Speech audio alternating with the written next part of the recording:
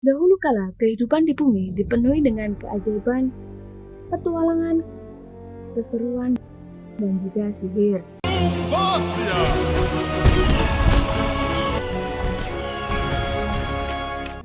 Pada kehidupan dahulu, sihir sangatlah populer. Dengan sihir, semuanya bisa menjadi lebih mudah. Namun, tak semua orang bisa mengendalikan sihir. Hingga akhirnya, seiring dengan perkembangan zaman, para ilmuwan berhasil mengembangkan temuannya, hingga membuat semua menjadi lebih mudah.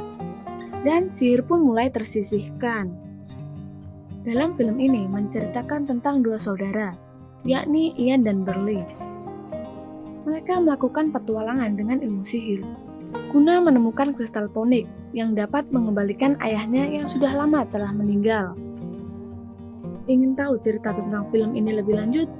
Tetap saksikan di channel ini, dan jangan lupa untuk like, komen, dan subscribe. Di awal film diceritakan, ini adalah hari ulang tahun Ian yang ke-16. Ia berharap di ulang tahunnya kali ini, ia bisa menjadi orang yang lebih baik. Ia membuat beberapa list tentang keinginannya. Di usia 16 tahun, ia bisa menjadi orang yang lebih berani dalam berbicara, bisa belajar mengemudi. Ia juga berkeinginan untuk bisa mengundang teman-temannya ke pestanya. Serta keinginan terakhir Ian, yaitu ia ingin menjadi seperti ayahnya. Diceritakan pula dalam film ini, Ian tak pernah melihat sosok ayahnya, karena ayahnya telah meninggal saat Ian masih berada dalam kandungan ibunya. Meskipun begitu, Ian sangat mengagumi sosok ayahnya tersebut. Namun sayangnya semua harapan Ian, tidak ada satupun yang bisa terkabulkan. Harinya begitu kacau. Di sekolah, Ian mencoba memberanikan diri untuk melawan temannya yang selalu mengganggunya. Namun hal itu sia-sia. Temannya tak memperdulikan teguran Ian. Dan waktu pulang sekolah pun, Ian berusaha mengajak teman-temannya untuk ke pesta. Awalnya rencana tersebut berhasil. Namun sayang, Burley sang kakak datang di waktu yang kurang tepat. Ia mengacaukan semuanya, sehingga Ian membatalkan rencana pesta tersebut. Setibanya di rumah, Ian merasa sangat sedih. Ia merenungi harinya di kamar. Ia teringat akan ayahnya. Ia memutar sebuah kaset rekaman suara milik ayahnya. Hal itu membuatnya semakin rindu pada ayahnya. Kemudian sang ibu datang. Ia memberitahu kepada Ian bahwa dulu ayahnya menitipkan sebuah kado untuk Ian dan kakaknya Burley. Namun ayahnya berpesan bahwa kado itu harus diberikan ketika anak-anak mereka berumur di atas 16 tahun. Ian dan Burley pun penasaran. Mereka berantusias untuk membuka hadiah tersebut. Tanpa diduga, hadiah tersebut berisi sebuah tongkat sihir serta batu ponik. Dalam hadiah tersebut pula tersisip sebuah surat yang berisikan tentang sebuah mantra yang dapat mengembalikan ayah mereka dalam waktu 24 jam saja. Mereka pun sangat bahagia dan berantusias untuk mencobanya. Burley mencoba mantra tersebut dengan berulang-ulang. Tapi sayang, mantra itu gagal dan tak berfungsi. Setelah lama mencoba, Burley dan ibunya putus asa. Mereka pergi beranjak meninggalkan kamar Ian dengan meninggalkan tongkat dan mantra tersebut di kamar Ian. Ketika Ian sendirian di dalam kamar, Ian membaca kembali mantra tersebut. Dan hal yang tak diduga pun terjadi. Ian terkejut ketika melihat barang-barang di kamarnya berterbangan. Mendengar suara gaduh dari kamar adiknya, Burley pun mencoba untuk mengeceknya. Melihat hal tersebut, Burley sangat terkejut. Ternyata mantra tersebut benar-benar bisa mengembalikan ayahnya. Namun, di tengah berjalannya mantra, Ian tak kuat menahan kekuatan sihir tersebut, sehingga membuatnya terjatuh. Mantra tersebut tak bisa berjalan dengan sempurna. Sang ayah hanya kembali dengan wujud separuh badan, yakni dari kaki sampai pinggul saja. Aneh bukan? Di sini, Ian merasa sedih karena ia tak berhasil mengembalikan ayahnya. Namun di sini Burley sangat bahagia, karena ia mengetahui bahwa adiknya tersebut memiliki kekuatan sihir dalam tubuhnya.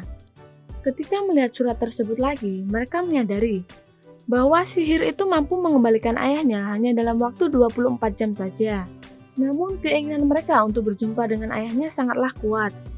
Berbekal dengan panduan game milik Berlin yang diadopsi dari kehidupan nyata, Birley mengajak adiknya untuk mencari kristal ponik.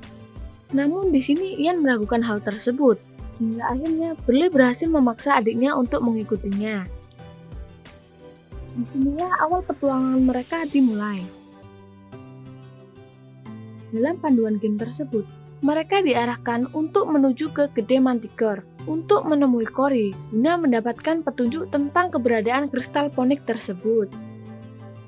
Sementara di rumah, ibu mereka menyadari kepergian mereka dan bergegas untuk menyusul mereka.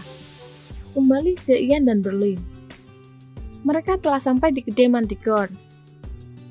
Namun, kedai tersebut telah beralih fungsi menjadi sebuah restoran, dan Cory yang mereka cari kini telah menjadi koki di restoran tersebut. Tanpa basa-basi, mereka menjelaskan kepada Cory tentang tujuan mereka menemuinya. Mereka hendak meminta bantuan Cory untuk menemukan kristal ponik. Namun di sini Cory menolaknya. Cory mengatakan bahwa hal tersebut sangatlah berbahaya, dan ia tak ingin berada dalam bahaya. Di sini Ian tetap berusaha untuk membujuk Cory. Namun bukannya Cory mau membantu, Cory malah dibuatnya marah. Cory menghancurkan kedai tersebut. Dengan semburan apinya, ia membuat semua pengunjung kedai menjadi lari ketakutan. Ian melihat peta letak ponik tersebut terjatuh di atas lantai. Ketika Ian berusaha mengambilnya, ternyata peta tersebut terbakar juga. Mereka berusaha untuk menyelamatkan diri dari tempat tersebut. Namun, saat berlari, mereka terpisah dari badan ayahnya. Ketika Ian menyadari hal tersebut, ia melihat badan ayahnya akan tertimpa reruntuhan bangunan tersebut. Dengan spontan, Ian berhasil menahan reruntuhan bangunan tersebut dengan mantranya. Birley yang mengetahui hal tersebut bergegas menyelamatkan badan ayahnya. Tanpa Ian ketahui, di perjalanan pulang, Birley menemukan sebuah petunjuk tentang keberadaan kristal ponik yang sedang mereka cari. Birley menemukan sebuah kertas teka-teki di kedai tadi. Menurut petunjuk yang ia dapat, ia meyakini bahwa kristal tersebut berada di Revenge Point. Setelah Ian mengecek peta, ternyata Revenge Point tersebut adalah sebuah pegunungan. Mereka berdua bergegas ke sana. Di sisi lain, ibu mereka sedang berusaha menyusul mereka ke Kedai Manticore. Setibanya di sana, ibu mereka panik melihat keadaan kedai tersebut telah terbakar. Ibu Ian mendapatkan informasi dari Cory jika kedua anaknya tersebut sedang berada dalam perjalanan bahaya. Ibu Ian yang panik pun bergegas mengajak Cory untuk segera menyusul mereka. Di tengah perjalanan Ian dan Birley, mereka memiliki sebuah masalah. Karena kehabisan bensin, mobil Birley tak dapat berjalan lagi. Birley mempunyai ide. Ia menyuruh Ian menggunakan sihirnya untuk mendapatkan bensin. Namun sayangnya rencana tersebut gagal. Mantra tersebut malah membuat Birley menjadi seorang kurcaci. Karena tak ingin membuat suasana semakin kacau, Ian berusaha mencari bensin dengan berjalan kaki. Beruntung di sana Ian menemukan sebuah pom. Dalam pom tersebut, mereka dikejutkan dengan kedatangan sekumpulan geng kurcaci yang menjarah sebuah toko. Karena penasaran, mereka mengecek keadaan toko tersebut dengan beralasan memberi beberapa snack. Namun sayangnya, dalam perjalanan mereka menuju ke mobil, Birley terlibat adu mulut dengan beberapa kurcaci tersebut, sehingga itu memancing kemarahan para kurcaci-kurcaci lainnya. Beruntung mereka berhasil kembali ke mobil mereka. Di sini mereka mendapat masalah lainnya. Tubuh Birley yang mengecil membuatnya tak dapat menyetir mobil tersebut. Di sini Ian mencoba memberanikan diri untuk menyetir. Di tempat yang lain, ibu mereka dan Cory berusaha untuk mengejar mereka. Cory mengatakan bahwa mereka sedang berada dalam bahaya. Pasalnya, untuk mengambil kristal ponik tersebut, mereka harus menghadapi seekor naga raksasa yang menjaga kristal tersebut. Ia juga mengatakan bahwa naga tersebut hanya bisa dikalahkan dengan suatu pedang, yakni pedang miliknya. Namun sayang, Cory sudah menjual pedang tersebut ke toko barang bekas. Di sini ibu mereka tak menyerah. Ia tetap berusaha untuk mencari pedang tersebut dan menyelamatkan anaknya. Kembali ke Ian dan Berli. Beruntung mereka bisa lolos dari kejaran kurcaci-kurcaci tadi. Dan tubuh Berli pun kembali ke ukuran yang normal. Tapi, karena kekacauan yang mereka buat di jalanan tadi, polisi mengejar dan menghentikan perjalanan mereka. Dengan ide jeniusnya, Berli memberikan mantra kepada Ian untuk bisa merubah wujudnya menjadi pacar ibunya, yaitu Colt, guna mengelabui polisi-polisi tersebut. Namun, mantra tersebut memiliki sebuah pantangan. Jika Ian berbohong, maka sihirnya akan memudar dengan perlahan. Awalnya, sihir tersebut berjalan dengan lancar. Namun, di tengah percakapannya dengan polisi tersebut, Ian terpaksa harus berbohong dan membuat sihir tersebut memudar. Beruntung mereka lolos di waktu yang tepat.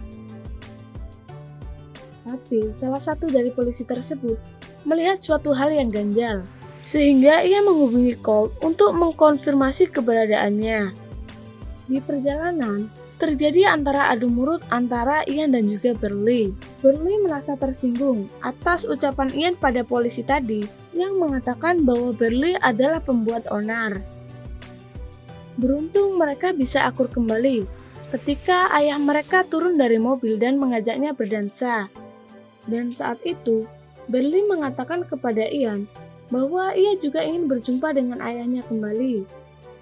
Berli pun mengajak Ian untuk melanjutkan perjalanan melalui jalur rahasia, dan Ian pun menyetujui hal tersebut.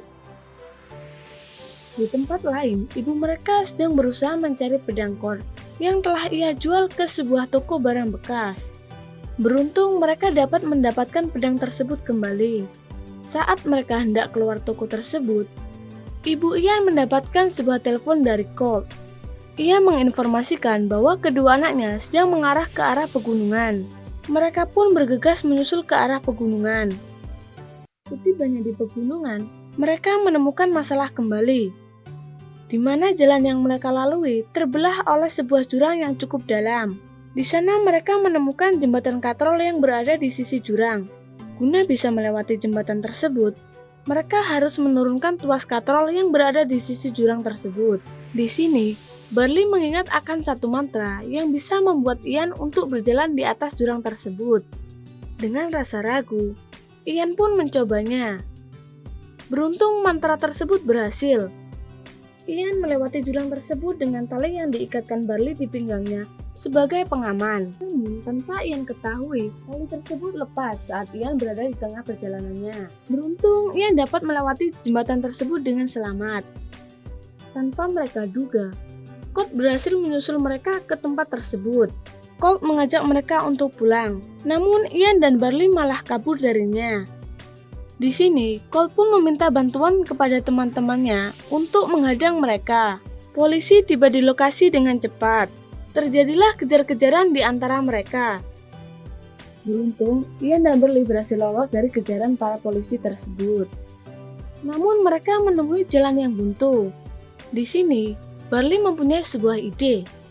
Ia memberikan Ian sebuah mantra untuk menjatuhkan sebuah bongkahan batu guna menghalangi kejaran polisi. Namun sayangnya mantra tersebut tak bekerja dengan maksimal. Tapi Berli tak kehabisan ide. Ia mengorbankan mobil kesayangannya untuk ditabrakkan ke bongkahan batu tersebut.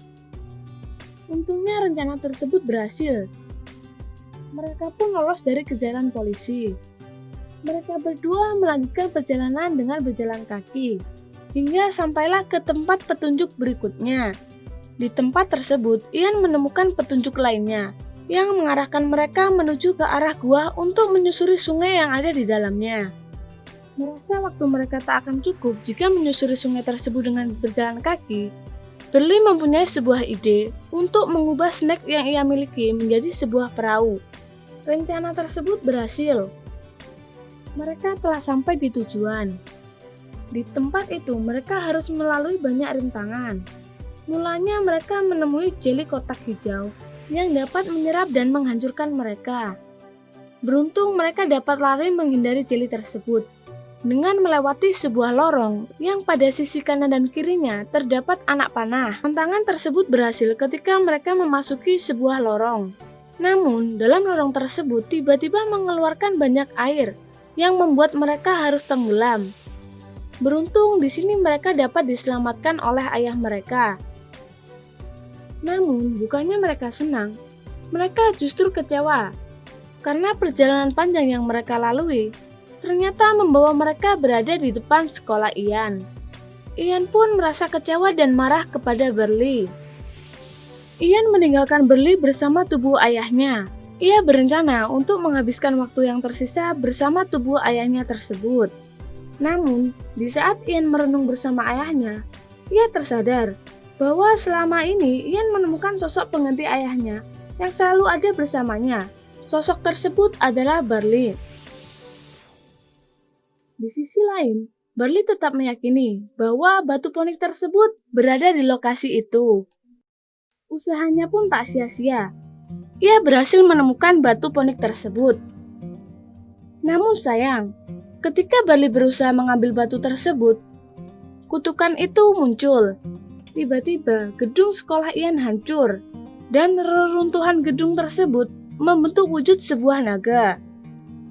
Beruntung ibu mereka dan Cory datang di waktu yang tepat. Mereka berhasil mengecoh naga tersebut. Itu membuat Ian dan Burley bisa melanjutkan rencana mereka. Namun sayang, saat Cory berusaha mengecoh naga tersebut, ia terjatuh dan membuat punggungnya sakit dan tak dapat terbang lagi. Namun, ibu Ian tak patah semangat.